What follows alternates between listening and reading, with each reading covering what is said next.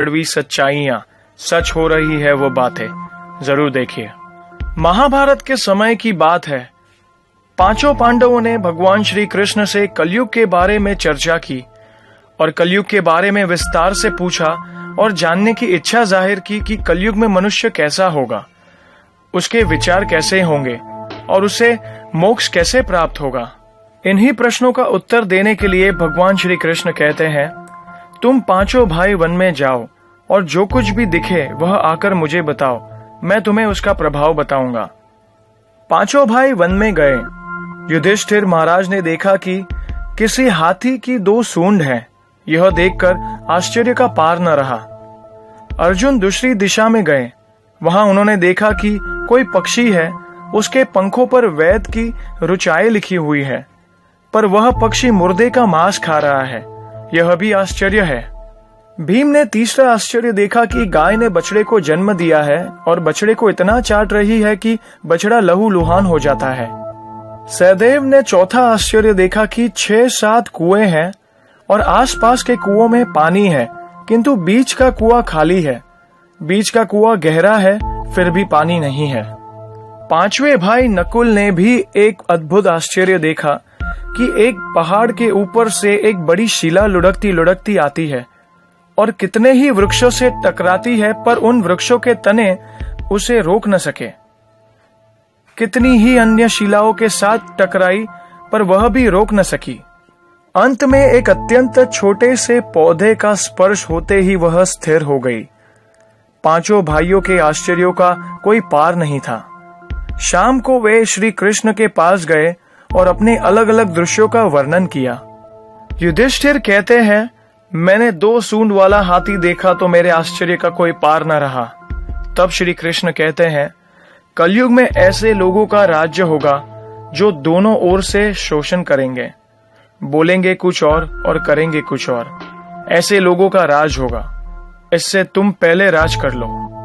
अर्जुन ने आश्चर्य देखा कि पक्षी के पंखों पर वैद की ऋचाएं लिखी हुई है और पक्षी मुर्दे का मांस खा रहा है।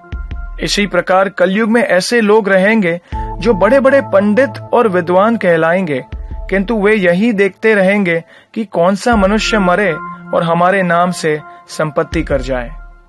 संस्था के व्यक्ति विचारेंगे कि कौन सा मनुष्य मरे और संस्था हमारे नाम को हो जाए। हर जाति धर्म के प्रमुख पद पर बैठकर विचार करेंगे कि कब किसका श्राद्ध है। चाहे कितने भी बड़े लोग होंगे, किंतु उनकी दृष्टि तो धन के ऊपर ही रहेगी। ऐसे लोगों की बहुतायत होगी जो परधन को हरने और छीनने को आतुर होंगे, और कोई कोई विरला ही संत पुरुष होगा। भीम ने तीसरा आश्चर्य देखा कि गाय अपने बछड़े को इतना चाटती है कि बछड़ा लहूलुहान हो जाता है। कलयुग का आदमी शिशुपाल हो जाएगा। बालकों के लिए इतनी ममता करेगा कि उन्हें अपने विकास का अवसर ही नहीं मिलेगा। किसी का बेटा घर छोड़कर साधु बनेगा तो हजारों व्यक्ति दर्शन करेंगे, किंतु यदि अपना बेटा साधु बनता होगा तो रोएंगे कि मेरे बेटे का क्या होगा। इतनी सारी ममता होगी कि उसे मोह माया और परिवार में ही बांध कर रखेंगे और उसका जीवन वहीं खत्म हो जाएगा। अंत में बेचारा अनाथ होकर मरेगा। वास्तव में लड़के तुम्हारे नहीं हैं, वे तो बहुओं की अमानत है। लड़कियां जमाइयों की अमानत है और तुम्हारा यह शरीर मृत्यु की अमानत है और तुम्हारी आत्मा परमात्मा की अमानत है।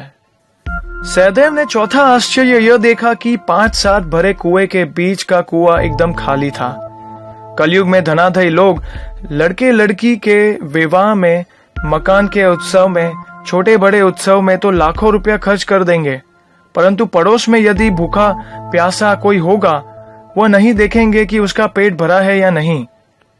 दूसरी ओर मौज मौज में शराब, कबाब, फैशन या व्यसन में पैसे उड़ा देंगे, किंतु किसी के 2 आंसू पोंछने में उनकी रुचि न होगी, और जिनकी रुचि होगी उन पर कलयुग का प्रभाव नहीं होगा, उन पर भगवान का प्रभाव होगा।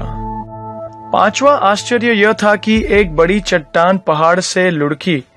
वृक्षों के तने और चट्टाने उसे रोक न पाए, किंतु एक छोटे से पौधे से टकराते ही वह चट्टान रुक गई। कलयुग में मानव का मन नीचे गिरेगा, उसका जीवन पतित होगा।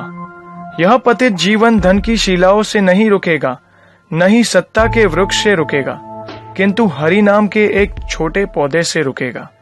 हरि कीर्तन के एक छोटे से पौधे से मनुष्य का जीवन पतन होना रुक जाएगा। तो ये थी वो 5 कड़वी सच्चाइयां जो भगवान श्री कृष्ण ने महाभारत काल में 5 पांडवों को बताई थी। जय श्री कृष्ण।